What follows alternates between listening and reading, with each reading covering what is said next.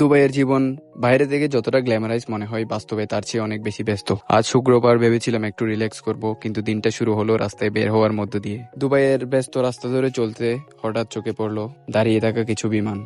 প্রতিবার বিমান দেখলে একটা কথাই মনে হয়, প্রতিটি ফ্লাইটের সাথে হাজারো মানুষের স্বপ্ন রয়েছে। এরপর পৌঁছে গেলাম ড্রাগন মাঠে। যারা দুবাইতে থাকেন তারা জানেন প্রয়োজনীয় জিনিস খুঁজতে এই জায়গাটা জনপ্রিয়। একটু ঘুরলাম, কিছু হ্যান্ডেল দেখলাম এবং কিছু হ্যান্ডেল নিয়ে নিলাম। কিন্তু শুক্রবার বলে একটা কথা মাথায় ছিল, জুমার নামাজ। ড্রাগন মাঠ থেকে বের হয়ে মসজিদের উদ্দেশ্যে রওনা দিলাম।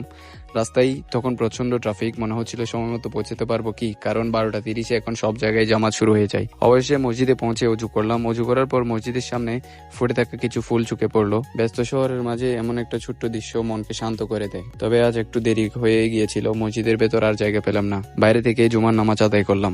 আলহামদুলিল্লাহ, দিনের কাজ শেষ এবং রুমে ফিরলাম। তখন দেখি সবাই বসে আছে খাবারের জন্য। আজকে হচ্ছে পোলাও, রয়েছে বিফ পোলাও। এদিকে বিলাল ভাই ব্যস্ত স্প্রাইটের কাচের বোতল খোলার কাজে। সারাদিনের ক্লান্তি, ব্যস্ততা আর দৌড়ঝাঁপের পর ভাই ব্রাদার্সের সাথে খাওয়ার আনন্দটাই আলাদা। প্রবাস জীবনের সুখ হয়তো খুব বড় কিছু না, কখনো একটা জুমার নামাজ, কখনো খাওয়া দাওয়া, এই আর কি দিন। এই ছোট ছোট মুহূর্তগুলো প্রবাস জীবনকে সুন্দর করে তোলে। আল্লাহর কাছে শুক্রিয়া। এভাবেই কেটে গেল আমাদের আজকের এই শুক্রবার।